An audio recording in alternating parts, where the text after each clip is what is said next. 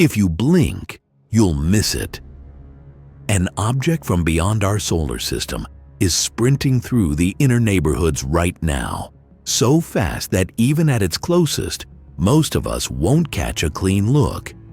It's called 3I/ATLAS, only the third interstellar visitor we've ever confirmed. It isn't staying. It can't. Its path is so stretched it doesn't loop the sun. It slings past once and vanishes back into the dark. For scientists, that rarity is electrifying. For the rest of us, it's a chance to watch a story that began around another star race past our own. But what exactly is this thing?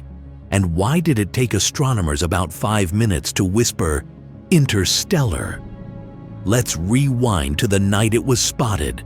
On July 1st, 2025, one of NASA's Atlas telescopes in Chile did what it does every night: snap, scan, repeat.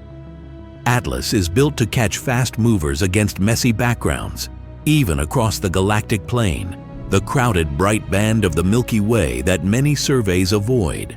In 4 short exposures, an odd point of light shifted just enough to raise eyebrows. Within hours, the find had a provisional tag. Colleagues pulled up pre-discovery images from mid-June, and trajectory fits began to harden. The object wasn't looping around the sun like a resident. Its path was hyperbolic, the mathematical shape of a traveler just passing through. And early alarm bells, the fun kind, started ringing. You may remember the first 2 interstellar guests. Oumuamua in 2017, weirdly shaped, faint, and maddeningly ambiguous. Borisov in 2019, a more classic comet with a fluffy coma and tail. 3I/ATLAS arrives like a cousin to Borisov, more comet than rock, but with quirks of its own. Most important for your peace of mind, it won't come anywhere near Earth. Even at its closest, it stays well past the comfortable border of planetary disturbance, a distant spark threading the inner system.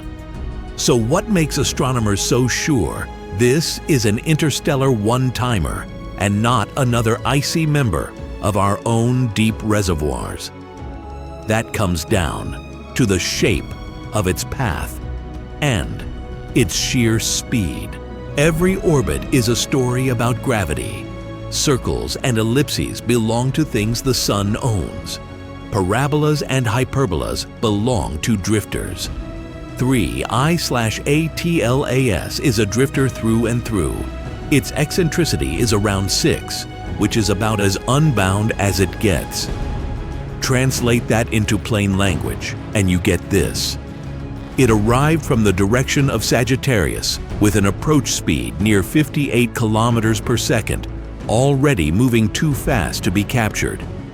Instead of settling into a loop, it will skim the sun, reach perihelion around the end of October, then knife back out, its course only nudged by the sun's pull.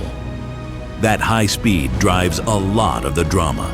It turns exposure times into compromises, blurs background stars in tracked frames, and leaves precious little time to gather pristine data. Worse, the geometry is bad luck for backyard stargazers. Around closest to sun, 3I/ATLAS hovers uncomfortably close to daylight in our skies. Great for adrenaline, not ideal for telescopes on Earth. If it's hard to catch from the ground, how do we know what it actually looks like? Even early images showed more than a star-like point. 3I/ATLAS was wrapped in a coma, a halo of dust and gas lofted off the surface as sunlight warmed it and trailed a faint tail that lengthened as it drew in. Space telescopes piled on. Hubble snapped a detailed portrait and, by modeling the light, set broad bounds on the nucleus size, somewhere from a few hundred meters up to a handful of kilometers. That's big enough to matter scientifically, and small enough to smear into the glow of its own dust in most images. Then came chemistry. At first, some spectra looked quiet, not much in the way of gas fingerprints. The internet did what it does. Maybe it's not a comet, until follow-up detected CN gas, one of the classic "yep, it's active" lines in a comet's spectrum. That doesn't end the discussion. Every interstellar object has surprised us, but it does push 3 I/ATLAS firmly onto the cometary side of the family tree. Meanwhile, its brightness climbed, as expected when dust production ramps up, and the Coma took on that soft teardrop look that makes comet hunters grin. So it's outgassing. But how is this thing actually spinning? And what color is the surface material underneath all that dust? Measuring rotation on a comet is like trying to hear a metronome under a waterfall.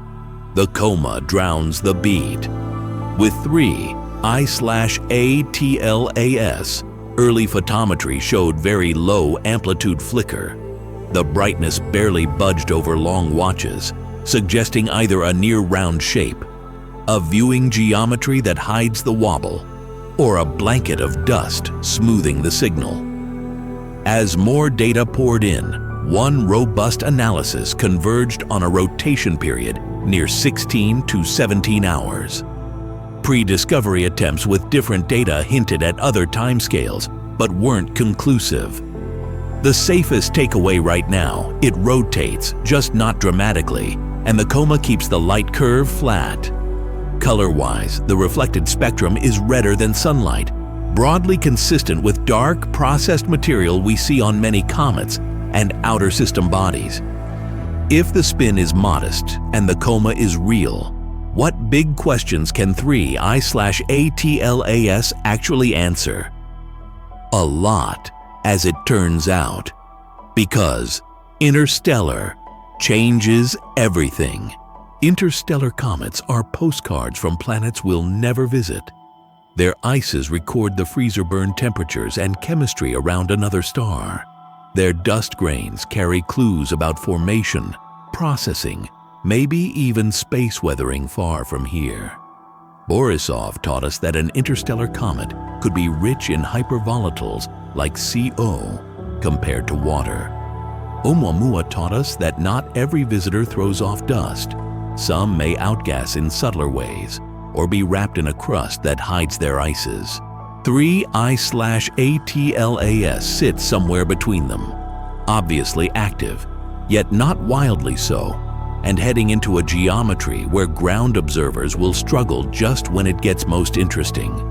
That's where the fleet comes in. JWST and Spherix have already started peeking at it in infrared light, the sweet spot for sniffing out gas species and grain sizes. If they can pin down the mix of volatiles, CO, CO2, water, and friends, we can place 3 I/ATLAS on a map of what kind of planetary nursery did this come from. Did it freeze out in a red dwarf freezer? A sun-like pantry? Something older, colder, or metal poor? Each answer tweaks our models for how common comets are around other stars and how often those systems eject them into the void. There's also a more audacious idea. If Earth can't watch perihelion well, maybe something already in space can. A handful of probes will drift near the comet's path over the next few months.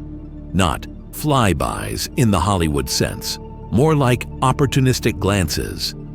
Concepts and community notes point to potential windows for NASA's Psyche spacecraft in early September, a cluster of Mars orbiters in early October, and ESA's JUICE days after perihelion. Even solar watching missions like SOHO Solar Orbiter and Parker Solar Probe might catch it in their fields of view, depending on angles and safety constraints. None of this is guaranteed. The comet's apparent motion is fast, and instruments have tight pointing rules, but even a handful of frames or spectra could cover the exact interval Earth-based telescopes will miss. That's invaluable. It means a nearly continuous arc of data through the most dynamic phase. So how do you follow a once-in-a-decade interstellar sprint when it spends the climax in daylight?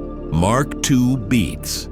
First, the final approach to perihelion around late October.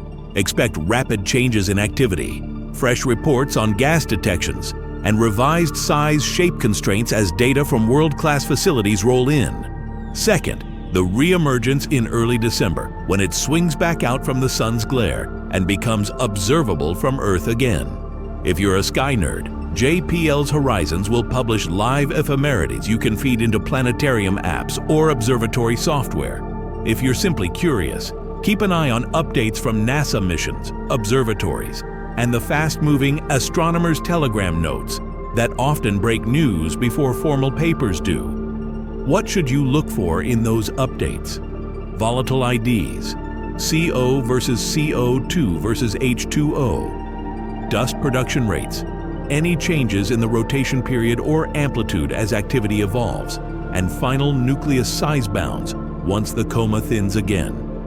Each new piece locks another puzzle tab into place, not just what is 3I/ATLAS, but how do other planetary systems build and scatter small bodies like this? We live in a universe of staggering distances, and yet, every so often, a traveler from another star system threads our doorstep and lets us read the chemistry of a different sky. 3I/ATLAS is one of those chapters. It's vast, rare, and unrepeatable. Miss the window, and it's gone for good. If Borisov was our first look at an interstellar snowball and Oumuamua our first taste of interstellar weird, 3I/ATLAS is our first practical lesson in how to be ready, how to aim telescopes, and even re-aim spacecraft on the fly to catch a messenger that doesn't slow down for anybody. The next interstellar visitor might be brighter, it might be closer, it might be stranger. But right now, this one is ours, an ancient shard from another sun, hissing gently in our light, already angling away into the black.